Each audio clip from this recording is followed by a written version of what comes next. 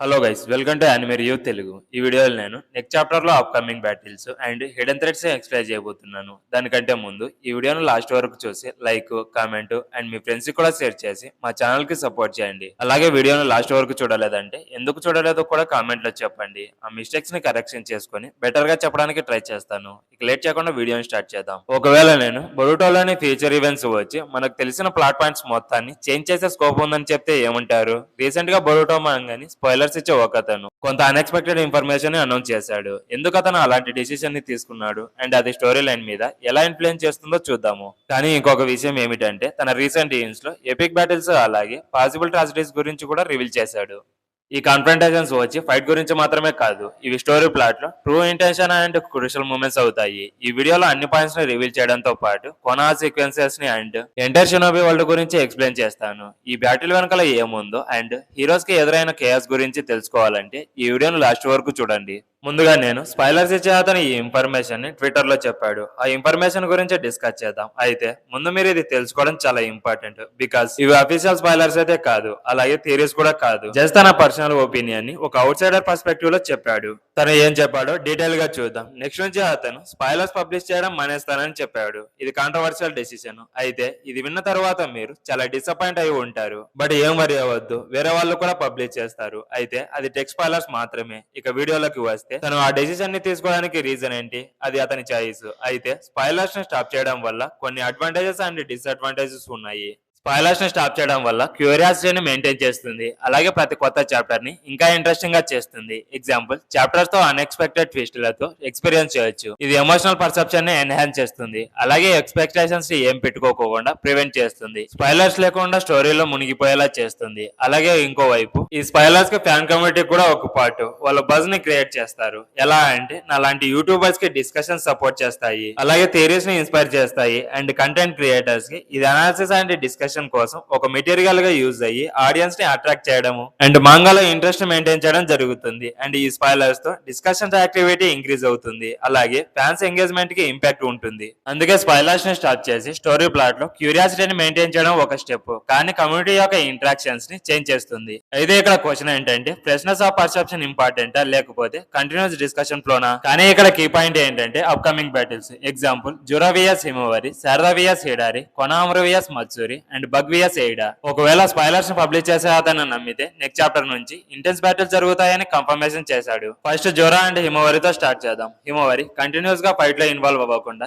Just shadows లో ఉంటుంది, but తన పొటెన్షియల్ గురించి కమ్యూనిటీలో చాలా థియరీస్ ని ఎక్స్ప్లెయిన్ చేస్తూనే ఉన్నారు. జోరా హిమవరిని తన టార్గెట్ గా చేసుకున్నాడా అంటే జస్ట్ ఆమె పవర్ కోసమే కాదు, ఇంకా ఇంపార్టెంట్ ఏదో ఉంటుంది. ఇక్కడ జోరా వచ్చి నాలెడ్జ్ మీద ఇంట్రెస్టింగ్ గా ఉన్నాడు, అంటే కుర్మాకి నాలెడ్జ్ బాగా ఉందని హిమవరిని సెలెక్ట్ చేసుకున్నాడు. అయితే ఎలా చెప్తున్నామని అనుకోవచ్చు. ఫస్ట్ కురమ నరుటోలో ఉందని నరుటోని టార్గెట్ చేస్తాడు, బట్ చాప్టర్ 10 లో హిమవరిలో కురమాని సెన్స్ చేసి హిమవరిని టార్గెట్ చేస్తాడు. అలాగే చాప్టర్ 16 లో కాసింకోజీ వచ్చి కొనాలో లైబ్రరీ ఉంది కాబట్టి అతను డిస్ట్రాయ్ చేయడానికి కన్ఫర్మేషన్ చేస్తాడు. అలాగే నెక్స్ట్ చాప్టర్ లో జోరా లైబ్రరీకి వచ్చి మనీ పే చేసి బుక్స్ ని తీసుకోవడం చూసాము, అంటే జోరా యొక్క మెయిన్ గోల్ వచ్చి నాలెడ్జ్ అని మనకు తెలుస్తుంది. అలాగే హిమవరి దగ్గర తనకు తెలియని ఒక అన్నోన్ పవర్ ఉంది. జోరా ఈ అన్నోన్ పవర్ ని ఎప్పుడు సెన్స్ చేసి ఉంటాడు. అలాగే అతని అటాక్స్ కి రీజన్ వచ్చి జస్ట్ ఒక ఛాలెంజ్ కాదు, బట్ జోరా ప్లాన్ లో ఒక పార్ట్ అని తెలుస్తుంది. ఇక సెకండ్ వచ్చి శారదా వియస్ హిడారి ఫైట్. ఈ ఫైట్ శారదాకి వచ్చి ఒక పర్సనల్ టెస్ట్ అయి ఉండొచ్చు. ఇక్కడ శారదా ఒక లీడర్ గా సక్సెస్ అయ్యి చాలా దూరం వచ్చింది. ఈ కాన్ఫ్రంటేషన్ లో శారదా బరుటో లేకుండా హిడారిని మీట్ అయ్యి ఫోర్స్ తో ఫైట్ చేస్తే ఆ ఫైట్ లో శారదాకి ఫియర్ అండ్ డౌట్ వల్ల మంగేకు శారింగాన్ని అవేకనింగ్ చేయడం చూస్తాము. ఈ ఫైట్ వచ్చి హిడెన్ లీఫ్ విలేజ్ కి ఫ్యూచర్ సింబల్ అవ్వచ్చు. నెక్స్ట్ కొనామరి అండ్ మిత్సూరి యొక్క ఫైట్ లో చాలా క్వశ్చన్స్ ఉన్నాయి. ఇక్కడ మత్సూరి ఒకటే సింజూస్ రిప్రజెంటేటివ్ గా కొనామరికి కనెక్షన్ లో ఉన్న పర్సన్. అతను ఫైట్ కి రెడీ అని ఆల్రెడీ పూజ చేసింది. వాళ్ళ కాన్ఫ్లిక్ట్స్ వచ్చి సినోబిస్ అందరూ కేర్ఫుల్ గా బిల్డ్ చేసిన విలేజెస్ యొక్క స్టెబిలిటీని సింబలైజ్ చేస్తుంది. కొనామరు వచ్చి కొనా లెగసీని ఎంబాడీ చేస్తాడు అండ్ మత్సూరితో తను స్ట్రగుల్ అయ్యి ఓల్డ్ అలయన్సెస్ కి థ్రెటన్ ఉందని సిగ్నల్ చేయొచ్చు.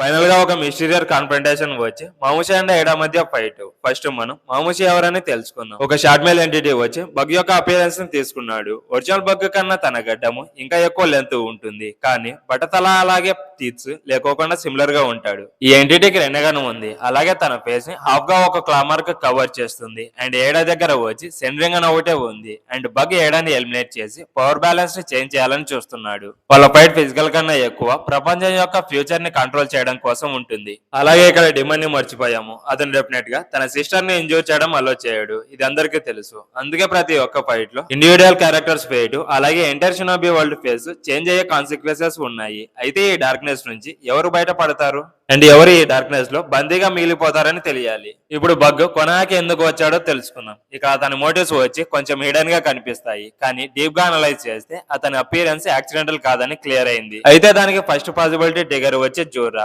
బగ్ జోరాలో షాడో లాగా ఉన్నాడు. బ్యాక్ స్టేజ్ లో ఉండి రైట్ మూమెంట్ లో రావడానికి రెడీగా ఉంటాడు. ఎగ్జాక్ట్ గా బరూటోతో బ్యాటిల్ లో జరిగింది కదా దానిలాగా. ఇక సెకండ్ ది వచ్చి బగ్ ఏడా సెంటరింగానికి రియాక్ట్ అవ్వడం. బగ్ ఒక డీప్ అండర్స్టాండింగ్ కలిగిన ఎంటిటీ. తనకు రెనిగాన్ కూడా ఉంది. బగ్ కొనాలో ఉన్న ఏడా తన పవర్స్ తో ఇంటరాక్ట్ అయ్యి మాట్లాడతాడు. అది కోయిన్సైడా లేదా ఇంటెన్షనల్ గా అని మనకు క్లారిటీగా తెలియదు. కానీ బగ్ కొనాలోకి వచ్చి ఎప్పుడైతే ఏడాతో ఫేస్ టు ఫేస్ ఇంటరాక్షన్ అవుతాడో అప్పుడు అతని యాక్షన్స్ క్యూరియాసిటీగా లేకపోవచ్చు, కానీ ఏడా యాక్షన్స్ వెనుక ఏముందని డిటర్మైన్ చేయడానికి ఇది ఒక పర్ఫెక్ట్ స్ట్రాటజిక్ స్టెప్.